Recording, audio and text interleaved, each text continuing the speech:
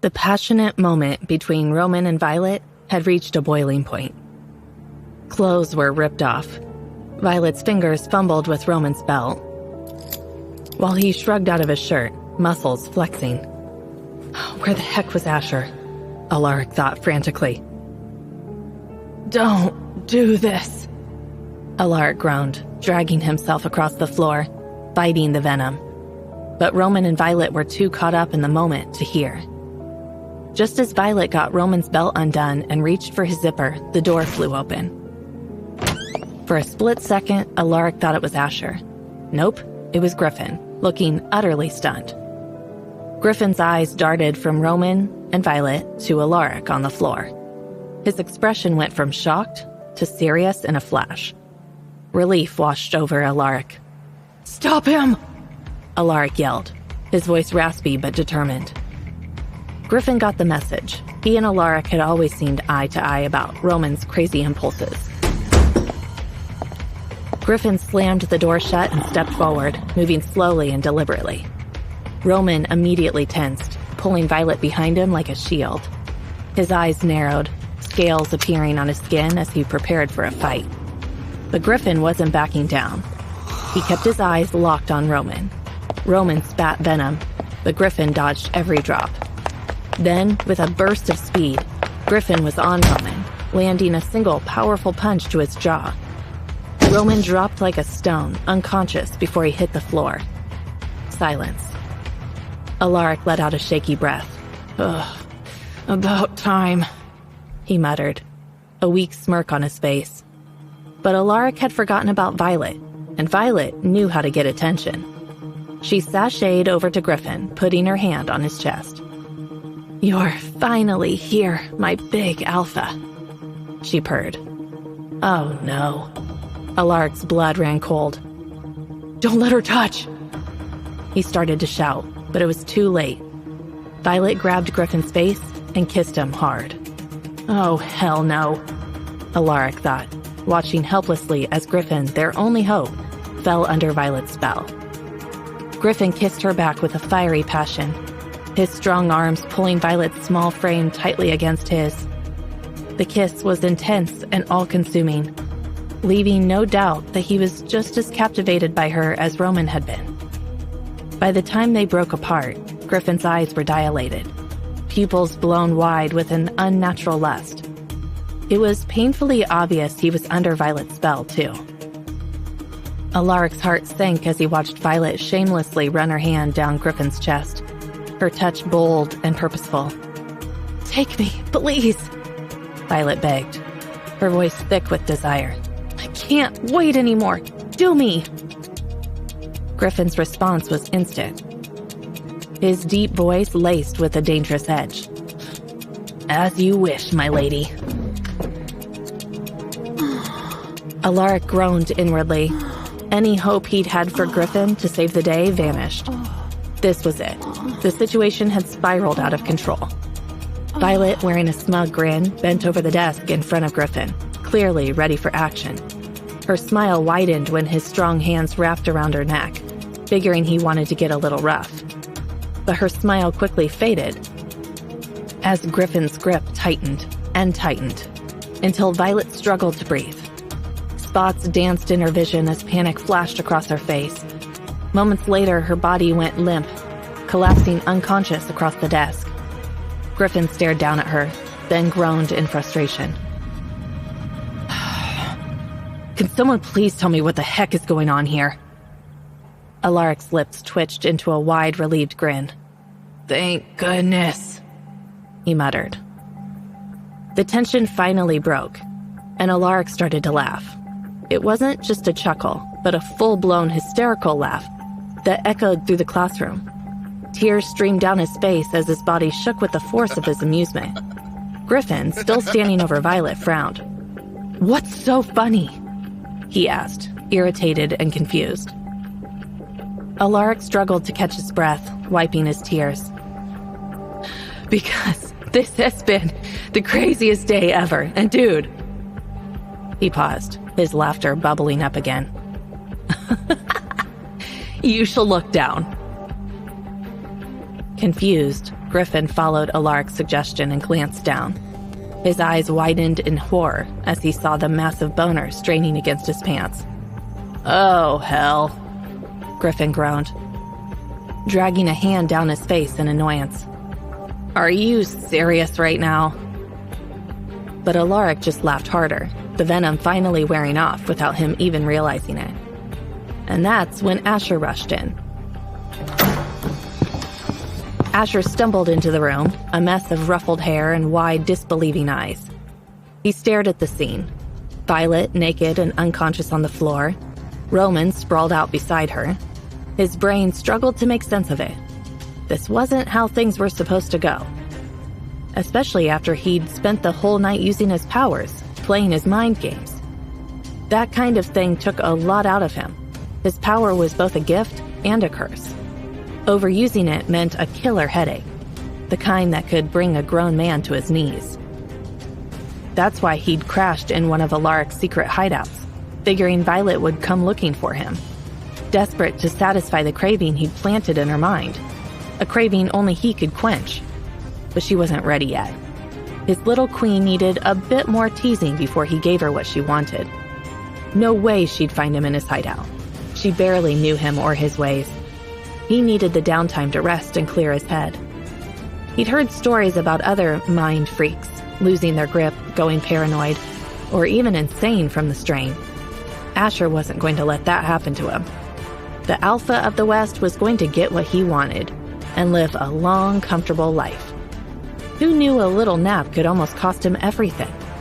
Now, standing amidst the chaos, rage twisted his features. "What have you done to?" he roared. He didn't get to finish. Lightning crackled, and before Asher could react, Alaric unleashed his fury.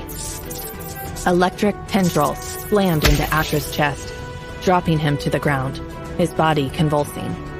A guttural groan escaped him as the electricity surged through him, leaving him shaking and helpless.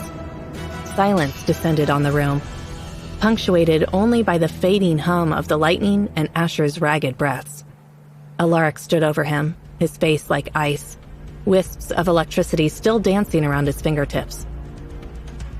"You dare accuse me when this whole mess is your fault?" he growled. "Alaric," Griffin said, his voice bored, like the groaning guy on the floor was no big deal. "We know what he's like. Don't waste your energy on him." Griffin looked over at Violet. "You think knocking her out will fix this?" Alaric's gaze softened for a second as he looked at Violet, then hardened again. "I don't think so," he admitted. "And we can't take that chance. We need to get her to the healer. She'll know how to deal with whatever this idiot did to her." He shot Asher a look that could curdle milk. Griffin raised an eyebrow. "Are you sure about that? The second we leave this room, the Oracle's gonna have a field day. This is gonna be the biggest scandal of the year." "She already knows something," Alaric said grimly. "Whether we leave or not, she'll have her story. But she doesn't know the details. Only 5 of us know what happened. And unless Roman's buddy can keep his mouth shut, it'll just be gossip. We move now." Griffin let out a low whistle and gave a mock salute.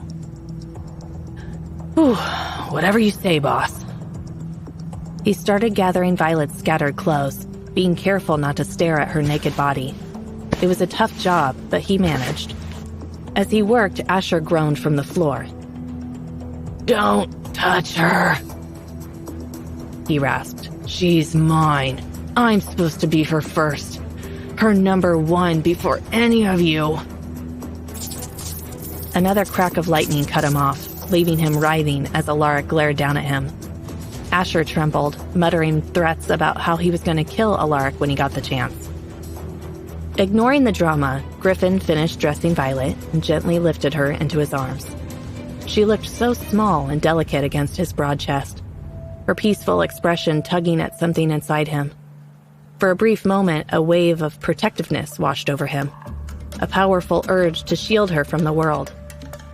Griffin marched toward the door with Violet securely in his arms. Just as they were about to leave, Asher's hoarse voice cut through the air. "Don't Take her to the infirmary. Both Griffin and Alaric turned to face him, their expressions unreadable as they studied the disheveled Asher struggling on the ground. It was clear that even speaking was difficult for him, but he forced the words out. You know what they do there. They can't have her. A shadow passed over Griffin and Alaric's faces, dark and foreboding. They exchanged a silent, knowing look, and Asher knew he had their attention. His voice cracked as he continued. Take her to my clubhouse instead. The moment Asher mentioned his clubhouse, Griffin let out a deep, menacing growl that reverberated through the room. His body stiffened in defiance, his eyes flashing with anger. Fine. Asher relented with a grimace. Your clubhouse, then. But call Eleanor. She'll come. And she can heal her.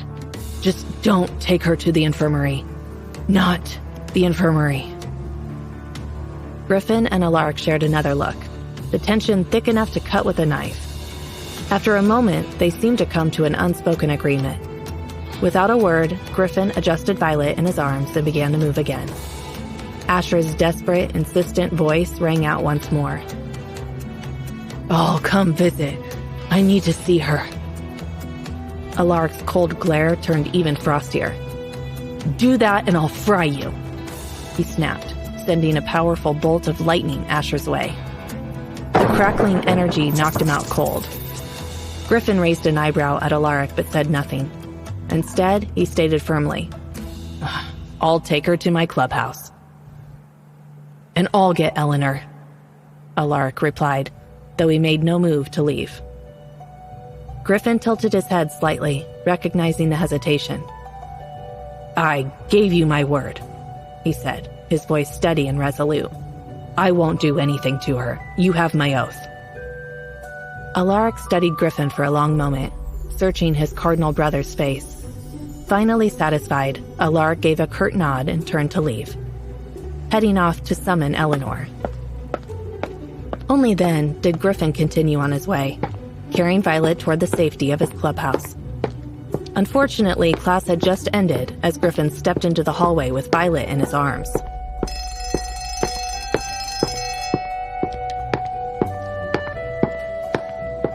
The bustling corridor came to an abrupt halt as all eyes turned to the Alpha carrying the unconscious girl. Among the crowd was Griffin's girlfriend, Amanda. Her eyes narrowed into sharp slits the moment she saw them. Amanda's jealousy flared instantly. What are you doing with her?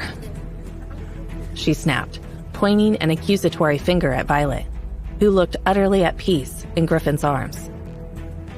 Griffin barely spared her a glance. Something happened, I'll explain later. But Amanda wasn't having it. No, she barked, stepping in front of him.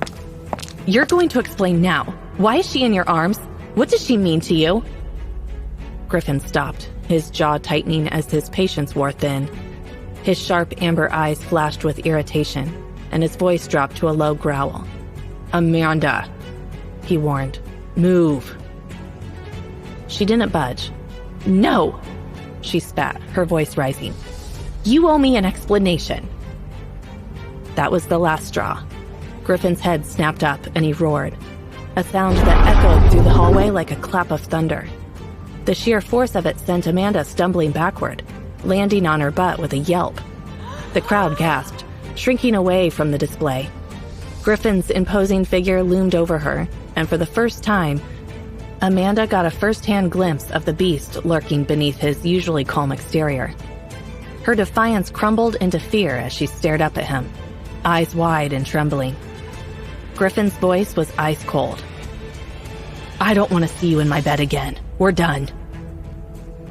Without waiting for a response, he turned and continued walking, Violet still secure in his arms.